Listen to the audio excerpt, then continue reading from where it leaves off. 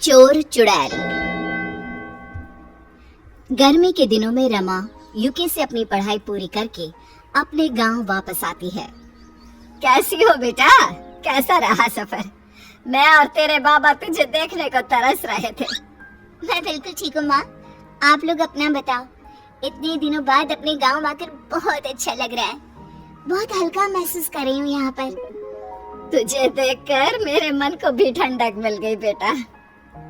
अरे अब माँ बेटी बातें ही करती रहोगी या इसे कुछ खाने को भी दोगी? अरे इतने दूर से आई है, भूख लगी होगी।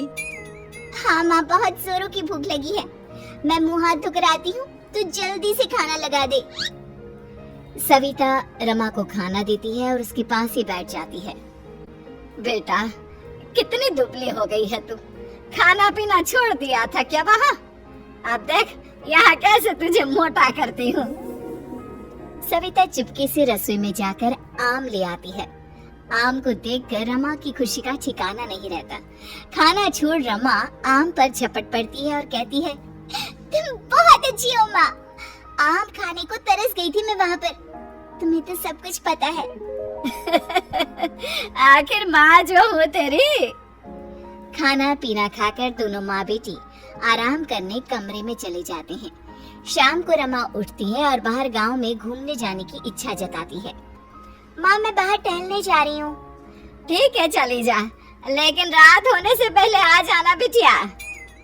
रमा खेतों के पास टहल रही होती है, तभी उसे पास की गुफा से किसी के रोने की आवाज सुनाई देती है। वो सहम जाती है, पर फिर हिम्मत करके उस गुफा की तरफ जाती है और उसके दरवाजे को खोल देती है। कौन है?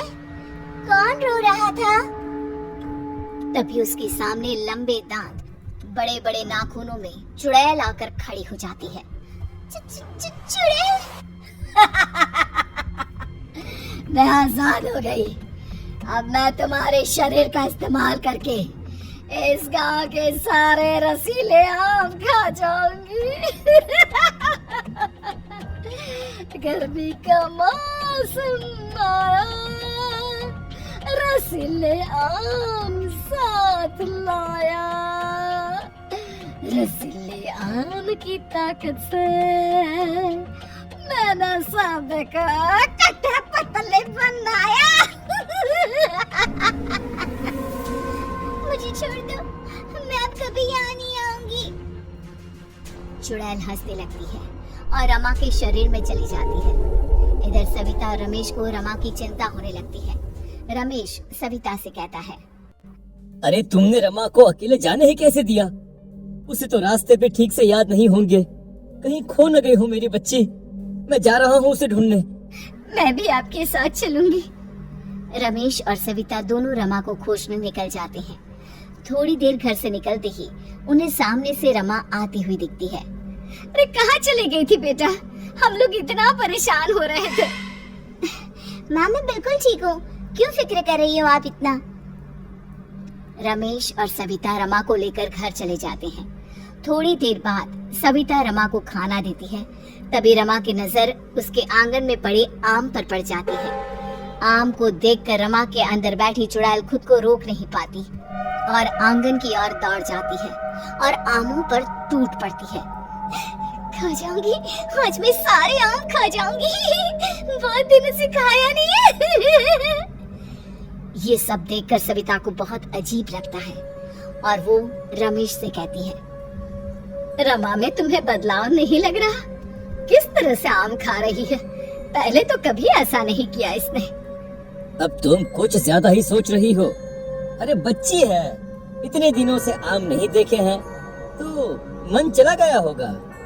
सविता को भी लगता है कि इतने दिनों से आम देखा नहीं है, इसीलिए शायद रमा ऐसा कर रही है। रात को सभी सो जाते हैं तो रमा के अंदर बैठी चुड़ैल उसके शरीर से बाहर निकलती है और गांव के घरों से आम चुरा चुरा कर उसी गुफा के अंदर जमा कर देती है। और दिन होते ही वो रमा के शरीर में वापस प्रवेश कर जाती है।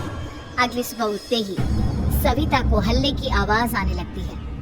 वो बाहर देखती है तो उसकी पड़ोसन कह रही होती है, मेरे घर से सारे आम चोरी हो गए हैं। आग लगे उसे जिसने चुराए हैं। अरे मेरे घर से भी आम गायब है। ऐसा कैसे हो सकता है? कहीं कोई आम की चोरी तो नहीं कर रहा? मोहल्ले में डर का माहौल छा जाता है। उधर रमा देर तक सो रही होती है, जिसे सविता उठाने जाती है। अरे जल्दी से उठकर नहा धो ले बेटा, मैंने आज तेरी पसंद की खीर पूरी बनाए हैं। रमा नहा धोकर खाने की मेज पर आती है। खाने में आम ना देखकर रमा चिल्लाने लगती है। आम कहाँ है? आम बिना आम के भी कोई खाना होता है क्या? अरे बेटा, कल तूने सारे आम खा लिए थे, आज और आम ले आएंगे तेरे बाबा। हाँ, तब तक तू ये खाना खा ले। नहीं, मुझे आम चाहिए अभी के अभी। रमा खाने की थाली पटक देती है और गुस्से में चली जाती है। ये देखकर सविता डर जाती है। उसे लगता है कि कोई ना कोई गड़बड़ जरूर है। रमा दिन भर सोती रहती है और शाम होते ही उठ जाती है। ये देखकर सविता रमेश से कहती है, मेरी रमा बीमार है और हमसे छुपा रही है। अरे बाबा, ऐसा कुछ नहीं है। वो बेचारी इतने दूर से आई है तो थकान हो गई होगी। तुम बेकार में चिंता कर रही हो। फिर भी अगर तुम कहती हो तो मैं वैद्य जी को बुलवा लेता हूँ। वैद्य जी रमा को देखकर कहते हैं, बिटिया को कमजोरी हो गई है, जितना ज्यादा हो सके उसे खिलाइए पिलाइए, सब ठीक हो जाएगा। ठीक है। वैद्य के जाने के बाद रमेश कहता है, देख लिया, कुछ नहीं हुआ है तुम्हारी बेटी को। रोज की तरह रात में सबके सोने के बाद चुड़ैल रमा के शरीर से बाहर निकलती है और फिर से आम की चोरी में लग जाती है और गाती है, गर्मी का मौसम आया, मीठे रसीले आम लाया, रसीले आम को मैं चुराऊंगी और पूरे गांव पर राज करेंगे। चुड़ैल की आवाज सुनकर खेत में सोया मोहन उठ जाता है और चुड़ैल का पीछा करने लगता है। पीछा करते करते मोहन गुफा तक पहुंच जाता है। चुड़ैल झटके से पलटती है और जोर जोर से हंसने लगती है।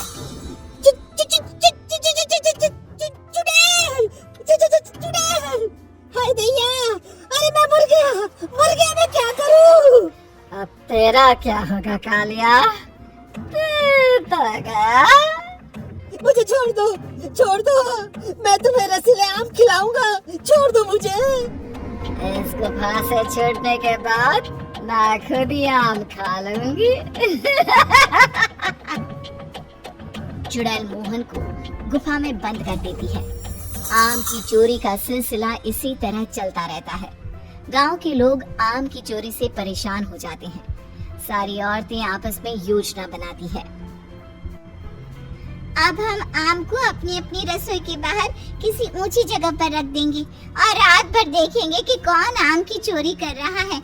जैसे ही चोर आम चुराने आएगा, हम उसे रंगे हाथों पकड़ लेंगे। हाँ, हम ऐसा ही करेंगे। सभी औरतें यही करती हैं। रात में चुड़ैल को देखकर औरतों के पसीने छूट जाते हैं और सुबह होते ही पूरे गांव के लोगों को पता चल जाता है कि आम कोई चोर नहीं, चुड़ैल चुराती है। सब सरपंच के पास पहुंच जाते हैं और उसे सब कुछ बता देते हैं। क्या कह रहे हैं आप लोग? अगर आपकी बातें सच हैं, तो इसका मतलब वो चुड़ैल वापस आ गई है। लेकिन उसे खोला किसने? कौन चुड़ैल? अरे बरसों पहले एक चुड़ैल इस गांव में आई थी। उसने हमारे नाक में दम कर रखा था। बड़ी मुश्किल से एक पहुंचे हुए तांत्रिक ने उसे गुफा में बंद कर दिया था। अब उन्हीं का सहारा है। गांव वाले उस तांत्रिक को ढूंढते हैं, लेकिन वो कहीं नहीं मिलता। सब निराश होकर बैठ जाते हैं। फिर रमेश कहता है, अगर चुड़ैल को वापस उस गुफा के अंदर बंद कर दिया तो हम सब बच सकते हैं। अरे हाँ, लेकिन उस चुड़ैल को बंद करेगा कौन? मैं बंद करूंगा उसे। सब अपने अपने घर चले जाते हैं। रमेश घर जाता है तो देखता है कि रमा चुड़ैल के सामने रो रही है। मुझे बख्श दो, मेरे शरीर का इस्तेमाल मत करो।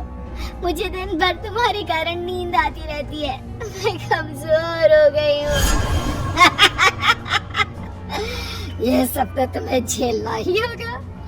तुमने जो मुझे छिड़ाया है, मीठे रसीले आम, आज फिर रात में आ रही हूँ। चुड़ैल रमा के शरीर में प्रवेश कर जाती है। ये सब रमेश अपनी आंखों से देख लेता है और उसकी आंखों में पानी आ जाता है। तू चिंता मत कर मेरी बेटी, मैं तुझे जल्दी ही बचा लूंगा। रात को जब चुड़ैल गाते हुए सबके घरों से आम चुराती है, रमेश गुफा में जाकर मोहन को छुड़ा देता है और फिर मोहन और रमेश गुफा के बाहर छुप जाते हैं। जैसे ही चुड़ैल आम लेकर गुफा में जाती है, रमेश और मोहन बाहर से गुफा को बंद कर देते हैं और चुड़ैल चिल्लाती रह जाती है। चुड़ैल के बंद होने से गांव में खुशियां वापस आ जाती है और रमा भी चुड़ैल के आतंक से मुक्त हो जाती है।